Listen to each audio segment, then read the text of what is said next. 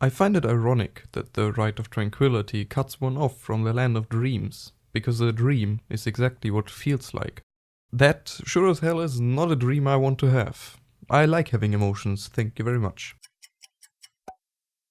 A Tranquil is a mage that went through the Rite of Tranquillity, which cuts off their connection to the Fate entirely. They can no longer dream, nor draw on the Fate to use magic. The common thought that Tranquil are immune to demonic possession is also actually false. Tranquil can still be possessed, but it is very unlikely. Due to their loss of emotions, they are extremely undesirable to demons, since they lust for someone that wants to experience life. Thus, to them a Tranquil is nothing more than an inanimate object. Perhaps even worse, since a Tranquil will resist possession. The rite itself is actually used by two groups. Well known to many is that the Templars use it on mages they deem unable or unwilling to control their magic, or those that are likely to delve into forbidden arts, or those they don't like. Plenty of reasons to make one a Tranquil. However, some mages volunteer to undergo the rite, not wanting to harm themselves or others. Many of those that do have never shown a desire to be a mage in the first place, only wanting to lead normal lives. The Knight Commander judges whether a mage needs to be made a Tranquil. The law of the Chantry forbids from using the rite without significant provocation and the approval of the first enchanter. A mage who has passed their harrowing is deemed strong enough to resist demonic offers and possession, and thus it is forbidden to make a harrowed mage a Tranquil by force, in theory at least. In practice, every circle is different in that sense. The rite involves a lyrium brand that is burned onto their foreheads, giving them the signature sunburst emblem. As mentioned before, there are two groups that use it. The second one are the Seekers of Truth. Their training involves a vigil, months of silent contemplation, fasting and prayer, which empties them of all emotion. They are made tranquil without even knowing it themselves, which then summons a spirit to touch their mind, giving them back their emotions and granting a seeker their abilities. The reason the Seekers have been wanting to keep that a secret is that this shows it's possible to reverse the Rite of Tranquillity.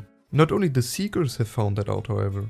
A former Tranquil by the name of Pharamond managed to gain back his connection to the Fate by having a spirit touch his mind. To cure a Tranquil, one has to summon a spirit into the mortal realm and then lure it into possessing the Tranquil. The unmade Tranquil is extremely emotional as a result of this.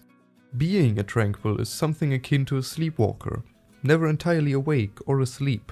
There is no passion in their mind, and they would rather prefer to live a peaceful and useful existence than go out exploring and adventuring. They are stripped of the capacity to form anything but a logical opinion, but they don't lose their memory or free will. They don't want to die. Tranquils are far more agreeable than others and would never oppose an authority figure unless they see a logical reason to do so. Despite what it might seem like, Tranquil do possess the ability to be creative, at least as much as a very logical person.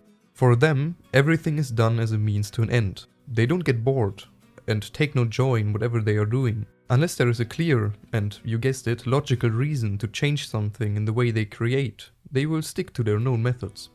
Many people feel uneasy being around Tranquils, especially mages, for obvious reasons. The monotonous voice and blank eyes seem almost zombie-like.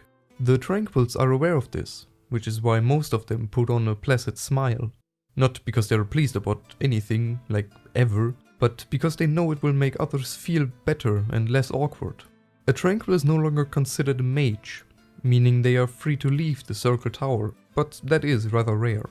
In the Circle, while they are likely not a welcome sight, they are accepted, unlike somewhere else. There, they can also live a life of purpose. They perform all sorts of administrative tasks, service mages' chambers, buy and sell supplies, manage archives, maintain records. The most prominent advantage of them is their ability to enchant items, however. They become resistant to lyrium's effects, and even raw lyrium, so long as they don't spend too much time with it.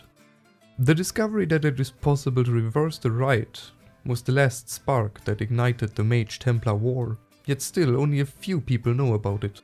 Should Cassandra one day spread the word about the Seekers' knowledge of that topic, it is uncertain what the mages will do, but knowing them, their methods would be rather drastic.